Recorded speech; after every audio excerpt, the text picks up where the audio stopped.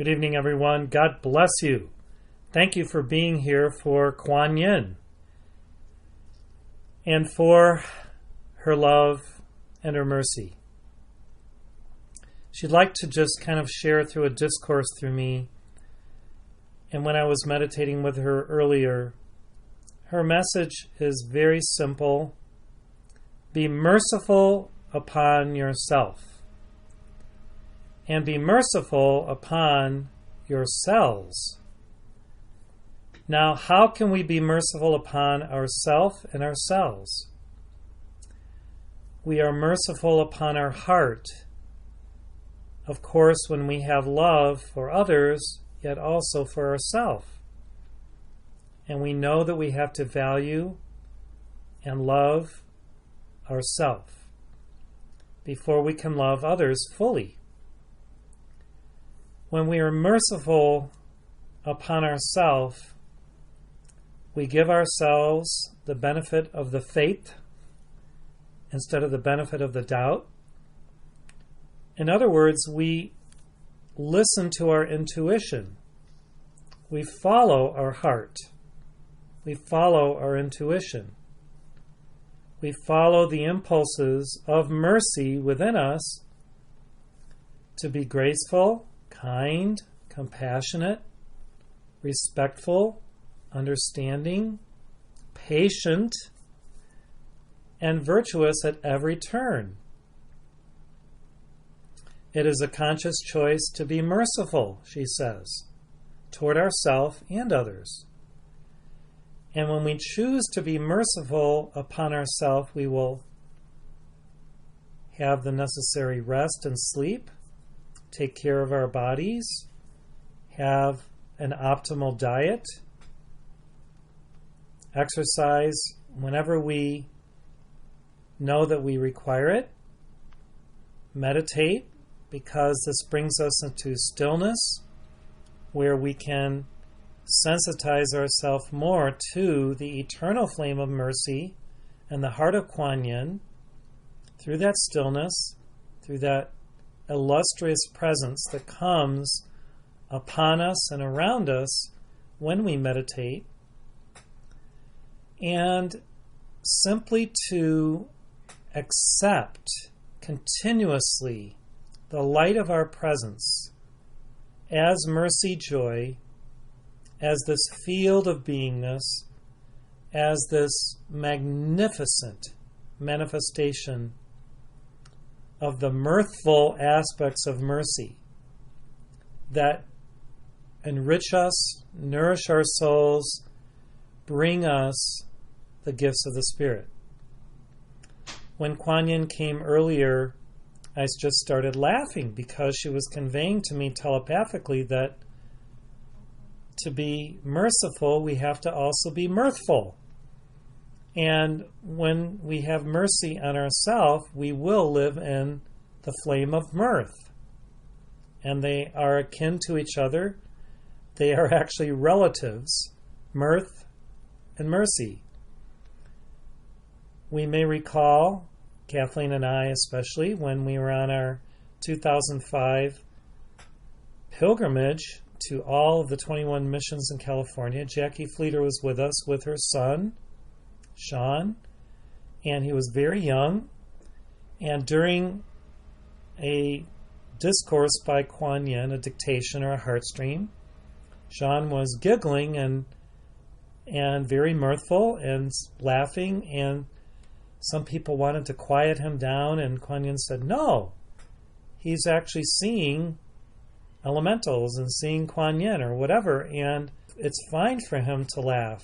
And it's wonderful for children to be with us when we do our spiritual work, because they will have insights and intuition and graces of the Spirit that come into them, which can help us. Being mirthful toward ourselves means that we don't take things too seriously. You know, some people came from Sirius, and they can be very serious. Some people came from the Violet Planet with Omritas, and they're a lot more lively and mirthful.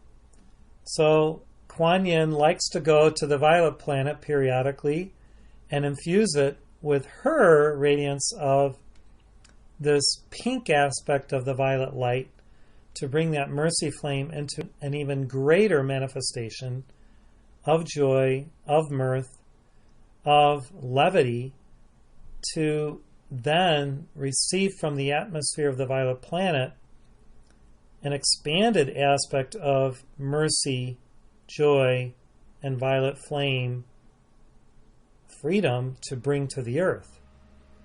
Now, in Mount Shasta in July, Saint Germain is coming with the violet light masters, the violet flame masters, many of them. And Kuan Yin will be there with us, overshining us, and illumining us with her mirthful and merciful joy field of grace and love in order to accentuate the feminine aspect of the violet light, which really is mercy. So she says the feminine aspect of the violet flame, the violet light, really is mercy. And for the earth to have a golden crystal age of enlightenment and freedom, brother sisterhood, and self-realization of all beings, we have to accentuate the feminine aspect of the violet light, which is mercy.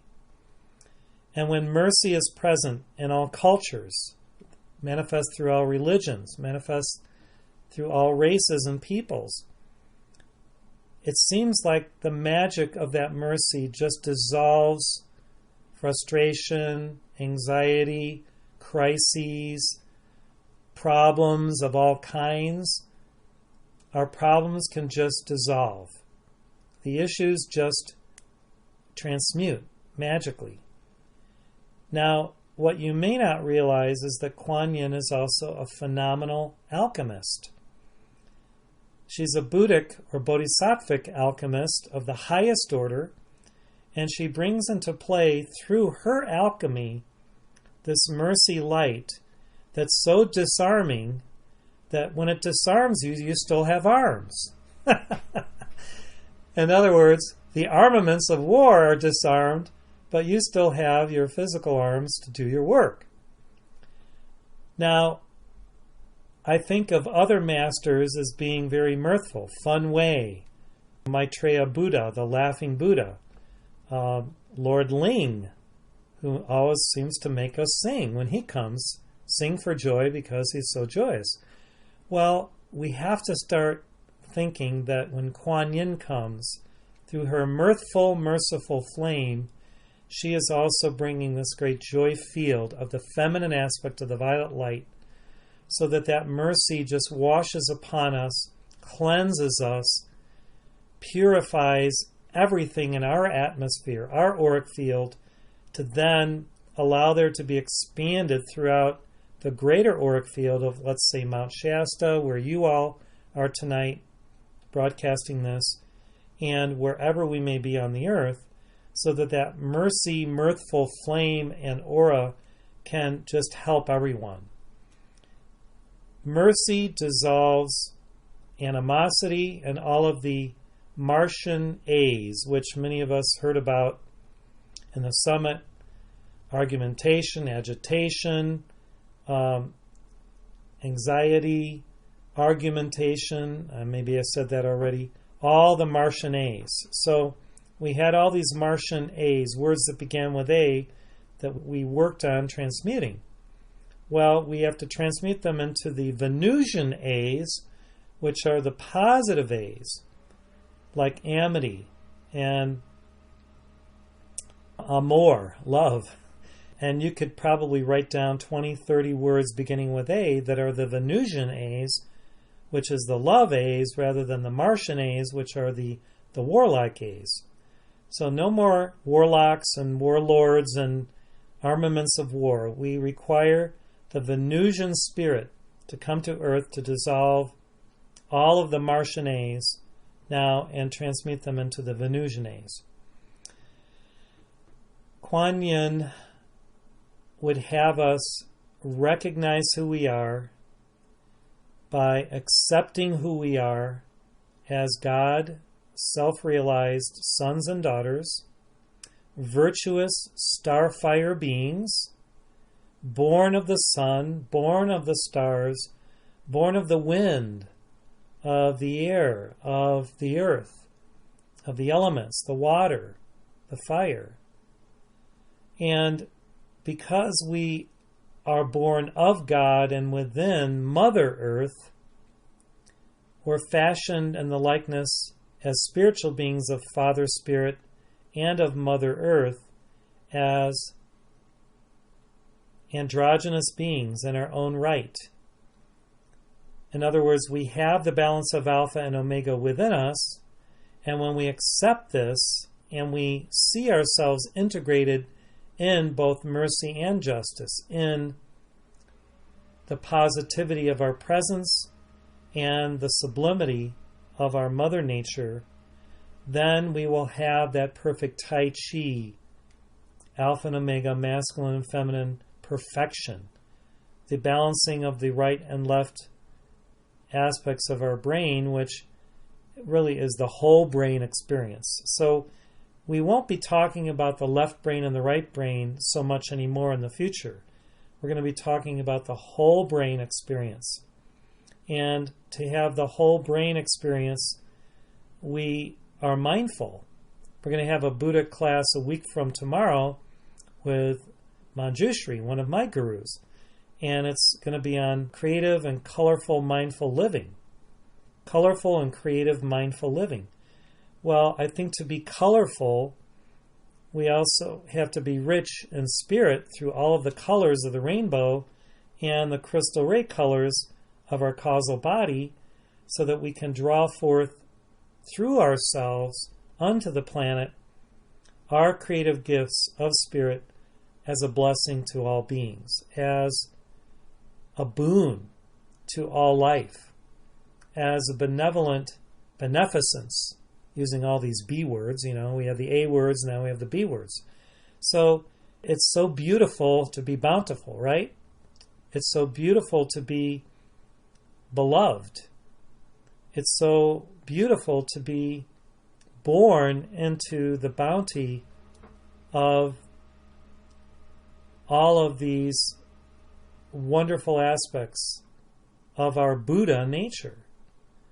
Remember, Kuan Yin is a female Buddha. She's probably the most known of all the female Buddhas on the earth, although sometimes we refer to her as Avalokiteshvara. We also have the mother of all Buddhas. And the mother of all Buddhas is this being that's so great and so powerful in her motherhood that she ensouls all the Buddhas, both male and female, the Buddhas and the Bodhisattvas. So someday we'll have a class dedicated almost solely to the mother of all Buddhas, this amazing Buddha being, and I know that Kuan Yin will be there kind of sitting at her feet because she too loves the mother of all Buddhas. When Kuan Yin comes to us in her mirthful, her musical, her melodious selfhood, there is such a feeling of inner joy that comes upon us that we forget all about our troubles, our physical pains, our issues with others, our relationship problems. And why is this? Because she wraps us in violet light ribbons of her love, of her cherishment of our souls, of the ambience of heaven that comes from her retreat over Beijing, where all of these sisters of mercy, both ascended and unascended, serve the beings who come in their finer bodies for the mercy flame to be offered and bestowed upon them. When you ask to be taken in your soul, in your spirit, as you leave your body at night, when you sleep, or when you go consciously in meditation through bilocation to her retreat over Beijing, you can be healed of virtually anything psychologically and emotionally first. Psychologically and emotionally first. These healings that occur at the psychological and emotional level will then translate down into the physical to even help with physical problems. People who have problems with their bones, their tendons, their ligaments, their muscles, often have issues with rigidity, the way they like to do things in a very methodical or rigid way. The way to deal with this is to work at the spiritual level with our psychological issues and our emotional issues, and have so much love flowing through us that it heals the emotions, it heals the mind.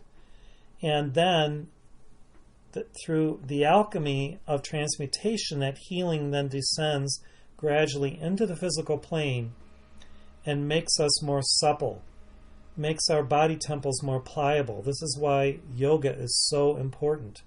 Stretching, energization exercises of Yogananda, the 5 Tibetan rites, which I like to do, and also panurhythmy, and Surya Yoga that Ron teaches and demonstrates, and other exercises that you may like to do. The asanas, the breathing, the stretching, the allowing of your body to become more pliable and articulate in the way that you can actually receive divine energy through your physical cells allows you to carry more mercy in your body temple, both in your mind and your emotions and your physical body temple. This is important. How do we anchor and receive more energy of mercy within us? We have to be flexible. We have to be amicable. When we're too rigid about anything, about rules and regulations, dogmas and doctrines, we become stultified, and our physical temple can become very staid in the way that our bones become brittle. We have the beginnings of osteoporosis and other issues. We may have arthritis.